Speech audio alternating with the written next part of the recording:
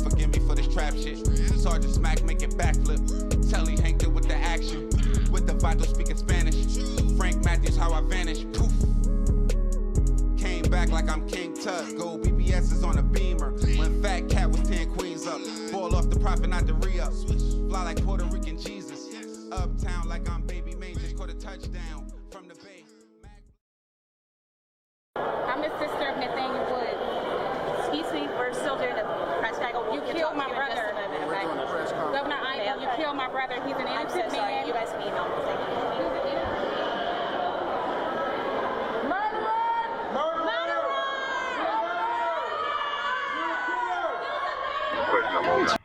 As the clock struck 1:25 this afternoon, please take a moment of silence. Thank you.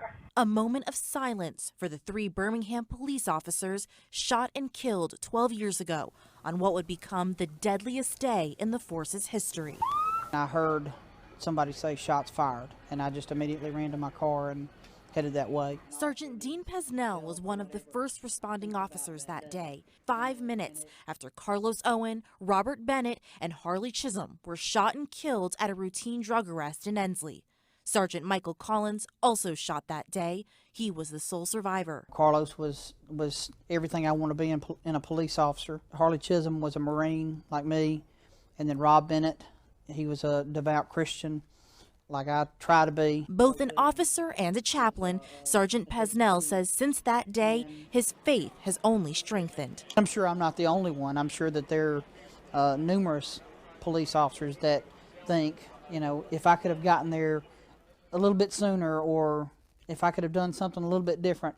But truthfully, these guys, they set Carlos, Harley, and Rob up. They set them up. This was their plan, was to do this. There was nothing anybody else could have done. He says June 17, 2004 changed him. But most importantly, he's made peace. I still think about it from time to time, but for the most part, I mean, I know there was nothing I could have done.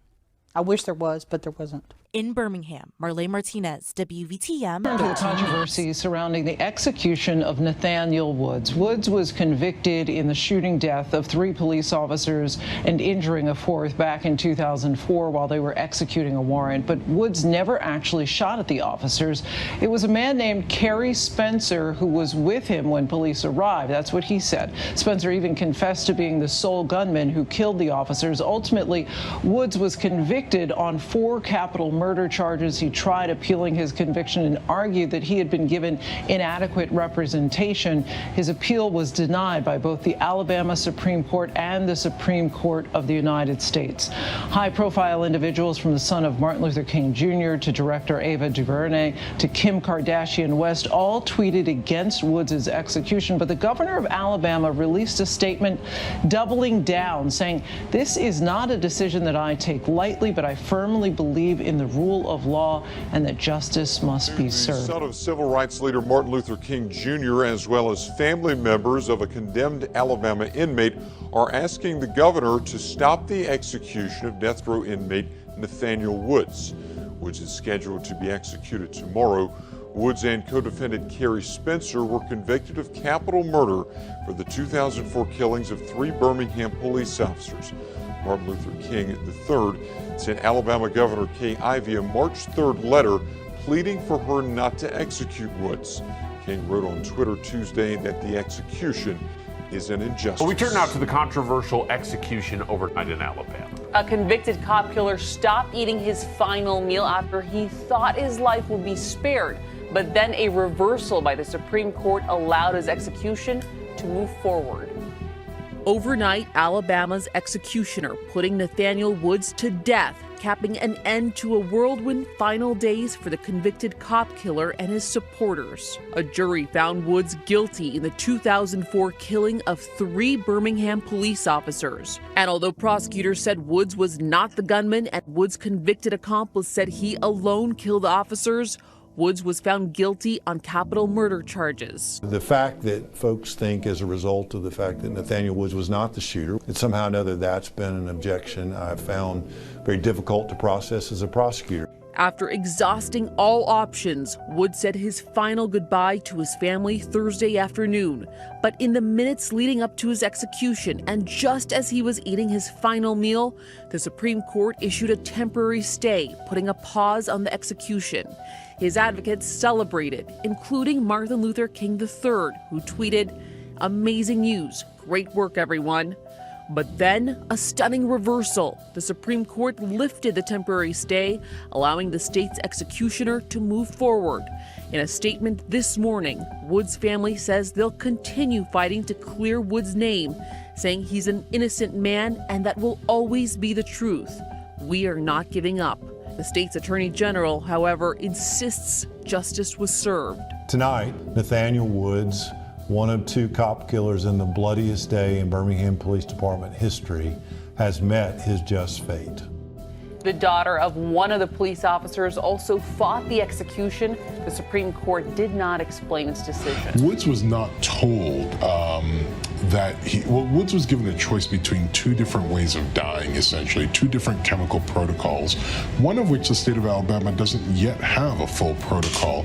So had he chosen that one, the state would have had to wait. It would have bought him more time to have his case appealed. So this is part of the overall question of how he was failed at every point by his counsel. It really was the fact that he didn't choose a protocol is why he's no longer here. Yo, we back. It's your boy Popalot. Mobb.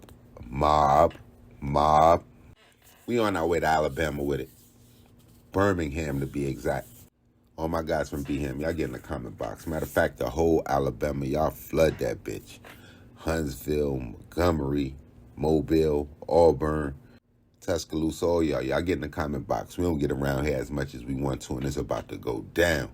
Now, today, we are going to be covering one of the most controversial topics that I have ever, or definitely cases or situations or people that I have ever covered on Mobb Ties. And it took me a little while to get to it because I was not really sure how to cover it. But it was definitely a story that I felt need to be told on so many levels. If we trying to teach lessons, if we trying to show how shit is, if we trying to highlight the injustice system, the justice system, all that.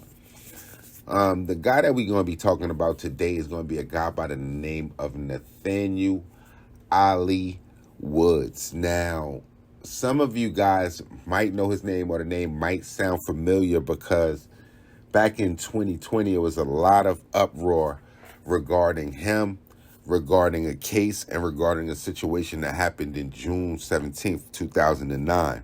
Now, most notably, people might have seen Kim Kardashian almost campaigning to try to get a stay of execution for Nathaniel Woods. And after you hear the details of this specific case, you're going to know exactly why that was the case. Now, back in 2004, by all accounts, Nathaniel Woods was at a known crack house, supposedly working for a drug operation, but in the company of a guy by the name of Kerry Spencer. Now, Kerry Spencer is direly important to this case because without Kerry Spencer, I'm under the impression that Nathaniel Woods would still be alive and it would be a lot different. But it's so many variables to this case. So they were at the crack house, or the alleged trap house. Now, this is kind of murky because I'm not sure if police were surveilling this specific drug location, but they had been there early in the day. And the main purpose of that was to identify Nathaniel Woods, which they said they did by the course of an argument, which is just weird. So they said once he was identified, later in the day, they determined that he had a misdemeanor assault charge.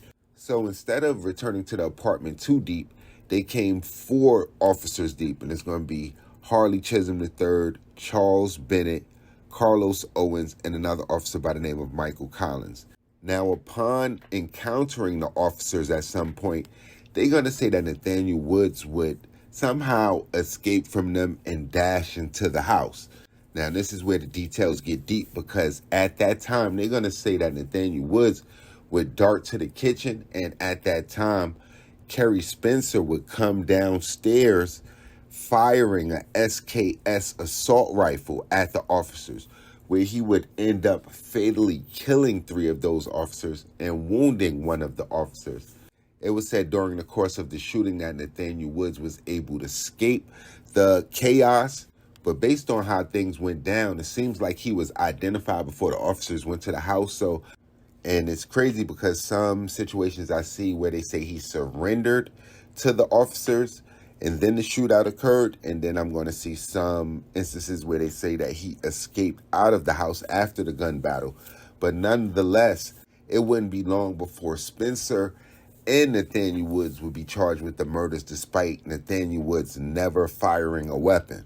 Now, Kerry Spencer would end up going on trial in 2005, and he would eventually be sentenced to death and currently remains on death row. Before Nathaniel Woods' trial, he would turn down a plea deal of 20 to 25 years in prison, and it's going to really be because of ineffective counsel. One of his first lawyers told him that he would not, or he could not receive the death penalty because he did not commit any murders. And after the execution of Nathaniel Woods, that would get a lot of criticism. And at his trial, despite the city being majority black, it only had 2 black jurors that was on his panel. And on top of that, in the penalty phase, though he was found guilty, they voted in favor of capital punishment 10-2. But unlike most states that allow capital punishment, Alabama does not require a death sentence verdict to be unanimous, and Woods was instantly placed on death row. Now, there will be a lot of crazy things about this case, but the 2 craziest things by far is during the whole trial, there was a guy by the name of Bubba Cooper who was said to be an associate of Spencer's and a cousin of Woods, who would go on to file an affidavit that would say that 2 of the 4 officers involved in this situation were on his payroll for $1,000 per week in exchange for him being allowed to deal in advance notice of any buy and bust operations of narcotics officers. So that kind of was swept under the rug. And on top of that, probably the most egregious thing is Kerry Spencer, who in an open letter pretty much defended Nathaniel Woods, writing that Nathaniel Woods does not even deserve to be incarcerated, much less executed. And he took full responsibilities for the death himself, saying that Nathaniel was absolutely innocent and that he did not know that he was going to shoot anybody, just like he himself did not know he was going to shoot anybody. But coming from him, the convicted killer, that didn't even matter, and Nathaniel Woods was executed before Kerry Spencer. So Kerry Spencer is still sitting on death row, and Nathaniel Woods was executed on March 5th of 2020. So it's just crazy if this doesn't open your eyes to the injustices of the justice system, of how our courts work, of how people are tried, and pretty much the whole outcry surrounding this case. So I felt like I definitely had to bring it to the channel. Y'all make sure y'all follow me on Instagram, on Twitter, POP_A_LOT. We're going to be back with some more real trill spill shit. Y'all make sure y'all hit the subscribe button right under this video. Y'all get in the comment box below. Let me know what cities we haven't gone to, what gangsters we missed, what stories we haven't covered, and I'm going to be right there for all of it. Y'all know what it is with me. It's your boy Popalot, Mobb, Ties.